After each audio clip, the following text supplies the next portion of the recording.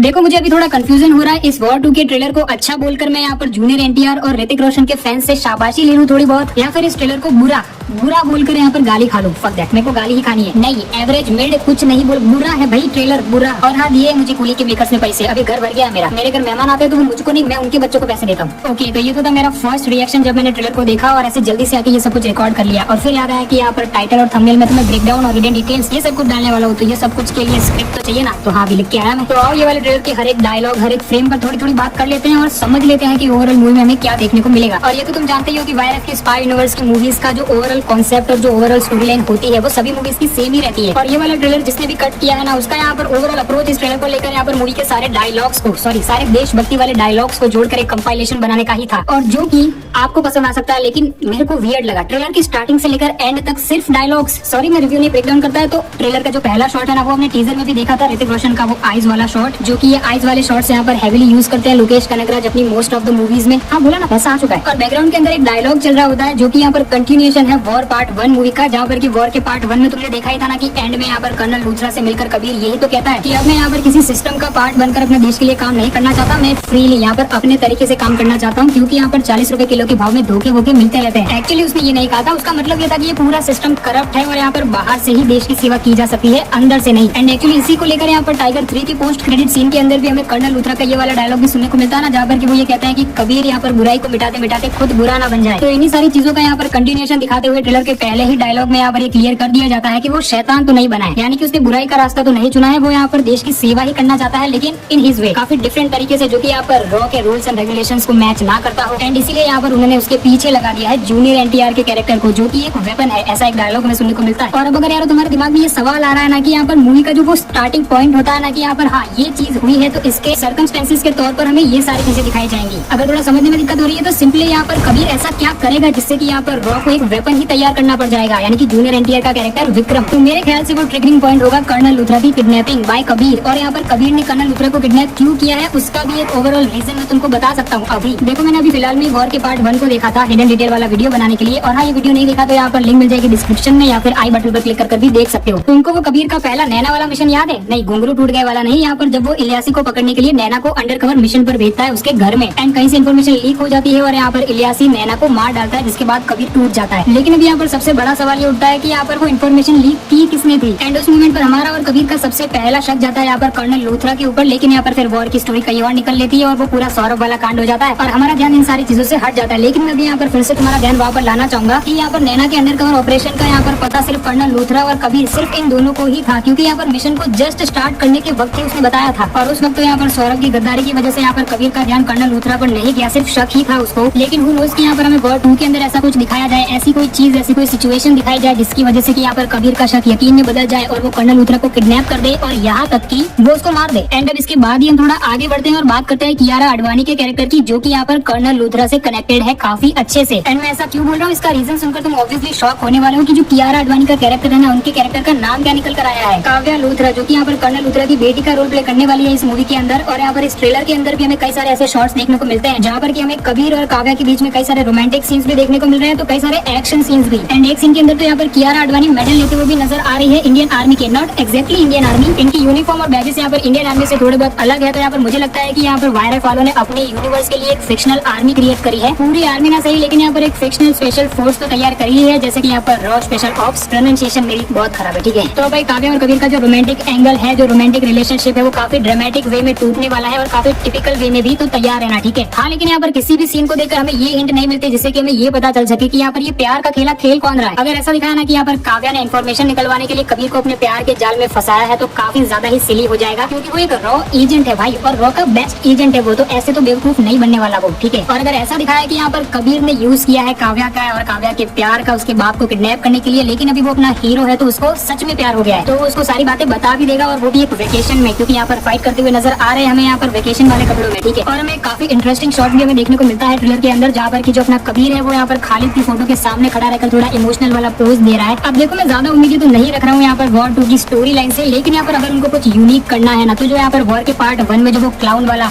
नहीं क्लोन वाला यहाँ पर प्लास्टिक सर्जरी करवाने के बाद जो डुप्लीकेट बनाते हैं ना, वो पूरा कॉन्सेप्ट यहाँ पर वापस इंट्रोड्यूस कर सकते हैं वॉर के पार्ट 2 में भी, और शायद यहाँ पर खालिद ही वापस आए। सो इसके बारे में तुम्हारा क्या कहना, तुम मुझे कमेंट्स में लिख के बताओ, ठीक है। और यहाँ पर अभी जूनियर एनटीआर के कैरेक्टर की बात करें तो एक सीन में, प्लेन वाले सीन के अंदर ही उनकी आंखों से आंसू आता हुआ नजर आ रहा है। तो देखो आदमी सिर्फ 2 ही चीजों की वजह से रोता है, एक प्यार और दूसरा प्यार। तो तुम क्या कहोगे अगर यहाँ पर जूनियर एनटीआर, कियारा आडवाणी और ऋतिक रोशन के इन तीनों ही कैरेक्टर्स के बीच में लव ट्रायंगल दिखाया जाए? और मैं तुमको बोल रहा हूँ कि यहाँ पर पॉसिबिलिटी है। बाकी यहाँ पर जूनियर एनटीआर के कैरेक्टर को इस तरीके से रोता हुआ क्यों दिखाएंगे, और क्या ही इमोशन शो कर सकते हैं वो? माँ वाले इमोशन को ऑलरेडी दिखा चुके हैं यहाँ पर खालिद के साथ, लेकिन यहाँ पर अगर रिपीट करने की आदत लग ही चुकी है इन्हें, तो यहाँ पर हो सकता है, ठीक है। देशभक्ति में रो रहे हैं, नहीं हो सकता। अपनी टीम की मौत की वजह से रो रहे हैं, अभी उनकी टीम दिखाई तो नहीं गई, लेकिन यहाँ पर ये हैवी पॉसिबिलिटी है कि जूनियर एनटीआर की भी कोई यहाँ पर टीम हो, स्पेशल टीम हो जो कि मर जाए, उसके बाद उन्हें रोना आ सकता है। लेकिन मुझे पर्सनली ऐसा लगता है कि यहाँ पर लड़की का चक्कर ही होने वाला है बाबू भैया, और अगर लड़की ऐसी हो तो कोई क्यों ना रोए। ओके थोड़ा ज्यादा हो गया, अभी आगे बढ़ते हैं। नहीं, आगे बढ़ने का मेरा कोई मूड नहीं है, जितना एनालाइज करना था उतना एनालाइज कर दिया। अब मैं तुमको मेरी पर्सनल फीलिंग्स बताएगा, जो कि मैंने वीडियो के स्टार्टिंग में भी बताई थी। जितना भी एसेट यहाँ पर वॉर 2 को लेकर निकल कर आ रहा है ना, उससे तो मुझे यही समझ में आ रहा है कि अयान मुखर्जी वो बनने की कोशिश कर रहे हैं जो वो नहीं है। और यहाँ पर शायद प्रोडक्शन हाउस यानी कि वाईआरएफ और वाईआरएफ के स्पाई यूनिवर्स की मूवीज की जो वो पूरी इमेज है, उसके तले यहाँ पर अयान मुखर्जी की अपनी क्रिएटिविटी दब चुकी है। यहाँ पर उन्हें मौका मिला था अपनी क्रिएटिविटी दिखाने का, और उन्होंने दिखाई भी थी। टाइगर 3 के पोस्ट क्रेडिट सीन में वो पूरी रेड कलर ग्रीडिंग के साथ लग रहा था कि हाँ यार अयान मुखर्जी की क्रिएटिविटी, उनका प्रोडक्ट है ये। लेकिन यहाँ पर वॉर 2 के टीजर ट्रेलर्स को देखकर बिल्कुल भी नहीं लगता कि यहाँ पर इसके डायरेक्टर अयान मुखर्जी है, और ये सिद्धार्थ आनंद के उस लेवल को भी मैच नहीं कर पाते। तो यहाँ पर कहीं बीच में ही अटक कर रह जाता है ये प्रोजेक्ट। अब मैं सिर्फ ये आशा कर सकता हूँ कि यहाँ पर मूवी के अंदर मुझे यहाँ पर ऋतिक रोशन की ऑरा फार्मिंग जमकर देखने को मिले, जिससे कि मैं एंजॉय कर पाऊँ। ओके, तो अब इस वीडियो को यहीं पर एंड करते हैं। तुम्हें ये वीडियो कैसा लगा मुझे पता है बहुत बुरा लगा होगा, तो मुझे कमेंट्स में लिख के बताओ, ठीक है, सारी चीजें। बाकी यहाँ पर कमेंट में मिलते हैं, अभी तो आगे क्या वीडियो बनाऊंगा पता नहीं है मुझे, ठीक है, मिलते हैं, बाय।